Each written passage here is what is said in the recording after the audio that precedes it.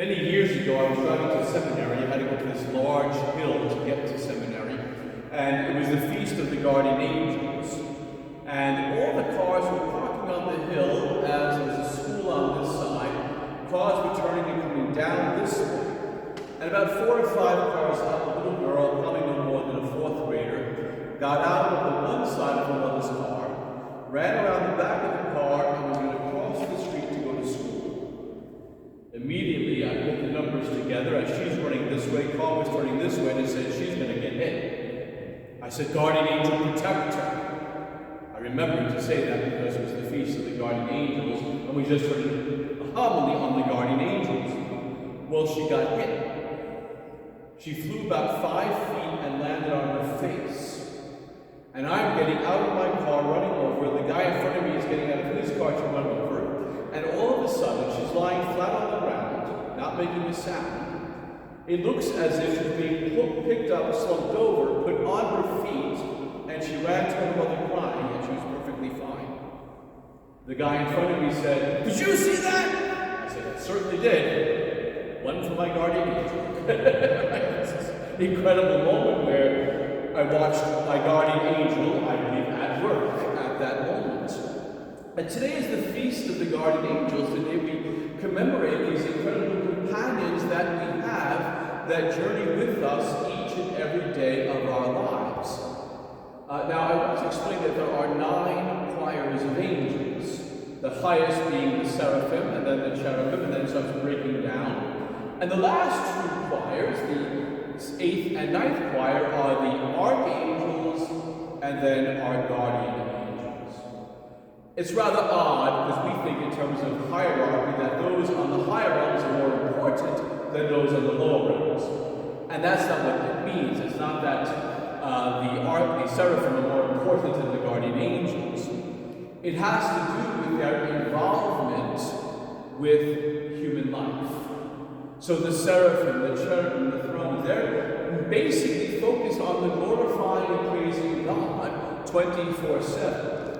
Where the other realms, as you come down, they're doing things like caring for nature, or caring for nations, caring for leaders of nations, and then you get to the more specific of the archangels and then the guardian angels who are with us each and every day. So it's kind of like the distinction between a hermit who spends his complete life adoring and praising and praying to God, which would be like the seraphim, and then the layperson who is in the grind, doing the daily work. Both are equally important. Each have their place in the life of the church, right? But this one, the hermit, his whole life is focused solely on the glorifying of God, where the layperson has to mix with the grime of the world and so forth and still reach holiness of life. And so it is with our angels. There are those angels that are given solely for the glorifying of God, like the seraphim and the cherubim. But then there are those who are more involved with our daily life, like the archangels and the angels. The guardian angels, it's really important that we remember that angels are not humans who died. So the movie, what's that movie that's out there that's so popular, still is popular, It's a Wonderful Life, right? At the end, well, the whole story is that Clarence is trying to gain his wings. He lived during the time when Tom Sawyer first came out, whatever, and at the end, the bell rings and Suzu says, "Look, Daddy, what teacher says every time a bell rings, the angel gets his wings." And Jimmy Stewart says, "That's right, Suzu, that's right. That'll play Clarence." "Sorry, Suzu, teacher was wrong." So we are not, angels are not humans who die. We don't have to get their wings. We are different creatures from the angels. The angels were made at one moment in time. They are a different species and genius than us. Like us, they are images of God. They can think, they can know, they can love, they have reason and so forth. They have a free will. So like us, they're images of God. But they don't have corporeal bodies. So the great question, how many angels can dance on the head of a pin? As many that want to. Because they have no corporeal bodies, they don't take up space. Which also makes them very powerful, because if if they want to do something, they really need to will it.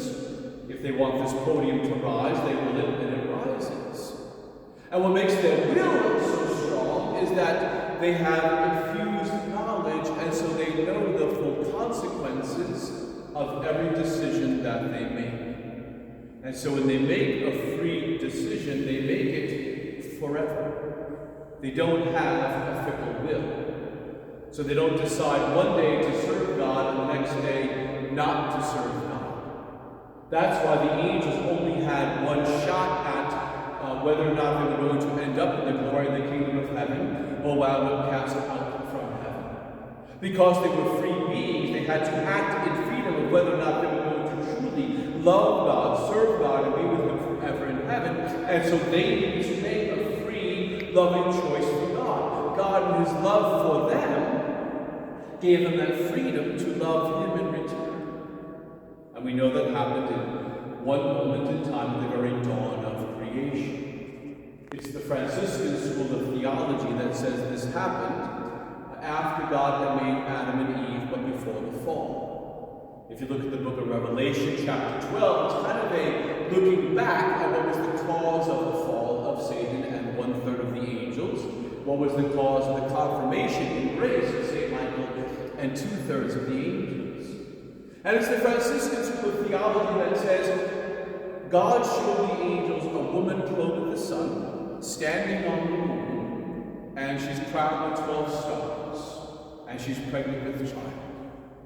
And we believe that it was at this moment that God revealed to the angels that He so loved this human creature that God was going to become man and raise humanity up into Himself, and that this human woman would become queen of both heaven and earth, of all things. And Satan rejected this. Lucifer, who was among the seraphim, among the highest of the highest of the angels, he beheld this and thought it was below God to become a man. And the one thing he did not want was to have a human woman rule over him. He thought it was too low for God to mingle with dirt and ash, and so he rejected the incarnation. He rejected God's love for humanity, and he rejected the Blessed Virgin Mary. Rejected it outright. And that's when he was able to convince 1/3 of the angels to fall with him. And that's when St. Michael rose with 2/3 of the angels and cast Lucifer out of heaven. Now the angels were ranked in their 9 choirs, and in that great battle, the good angels were confirmed in grace. We have to think about the fact that our guardian angels were present at that moment in history. Each of our guardian angels were present at that moment when Satan was defeated in heaven, when that great war took place. You see, God doesn't keep creating angels, nor do angels procreate. They don't have bodies, they can't procreate. God made them all at one moment in time. And so our guardian angel was present. So at that great moment of testing, our angels, our personal guardian angels, chose to serve the incarnate God, chose to accept the incarnation, and chose to accept the Blessed Virgin Mary's rule over him. How beautiful this is when you think that our guardian angels loved God's will and loved God's love for us. And our guardian angels loved us enough to defend us. It's so beautiful when you contemplate that reality and that truth, that our guardian angels were there at that moment. And this companion that the Lord has given to me since the moment of my conception, who will be with me to that moment of death, this companion of mine has loved me from the beginning of time. You see, a guardian angel doesn't have another assignment. You're it. After we die, they don't get reassigned to somebody else. So we have had, since the creation of the angels, we have had this angel who has been praying for us, waiting for us to be at our side in order to assist us to get to heaven. And when we die, they accompany us into the glory of the kingdom of heaven, but if we wind up going to hell, they wave us goodbye. Now we have to remember that we, created in the image and likeness of God, similar to that of the angels, we were created to know God, to love God, to serve God in this world so as to be happy with Him forever in the next. And so when our guardian angel is assigned to us, when He comes to us, He knows that His mission is to help us to know God, to help us to love God, to help us to serve God in this world so as to be happy with Him forever in the next. Our guardian angel is always pleading for us, interceding for us, and giving us that nudge to do the right thing. He can't control us, right? Because we're free. We're free beings. Our guardian angels can't push us around and make us do things. They may protect us from certain things, may guide us a bit the best that they can, but we have to remember that they have to respect our freedom as well. And in respecting our freedom, they wait for us to invite them to assist us and to help us. That's why it's extremely important for us to have a devotion to our guardian angel. It's important for us to pray to him often and to ask his intercession to assist us throughout our day. Now, I know there was a big movement some time ago, and Mother Angelica used to promote it as well, which was naming your guardian angel. And Pope Benedict, he was Cardinal Ratzinger, he was the prefect of the Congregation of the Doctrine of the Faith, and told people, stop naming your guardian angels. People were asking their angel for a name, and they were given the wrong name, and they were calling on demons and not their guardian angels. You see, because our guardian angel is humble, he only wants to be known as my guardian angel, that's it. In his humility, he wants to remain unknown with that simple title, so that when the day comes when we stand before God with him and hopefully enter the kingdom of heaven with him, then he will reveal his name to us. And the great part too is to be able to see how often and how many times he interceded for us throughout our life. I have a good feeling my guardian angel has a few bumps and bruises, some scrapes on his knees, and a wing in a sling. After all that my guardian angel has done for me over time. He's going to be pretty happy when we if I get to heaven, to actually be able to hang up and say, that was a tough one, you know. So, but all of us, we have this angel that God has assigned to us. This beautiful angelic person who has loved us, who has cared for us, who has prayed for us. And we should be always seeking their powerful intercession. We'll soon be going to Padre Pio's place in a few days, and it's interesting to note that Padre Pio had a great friendship with his guardian angel.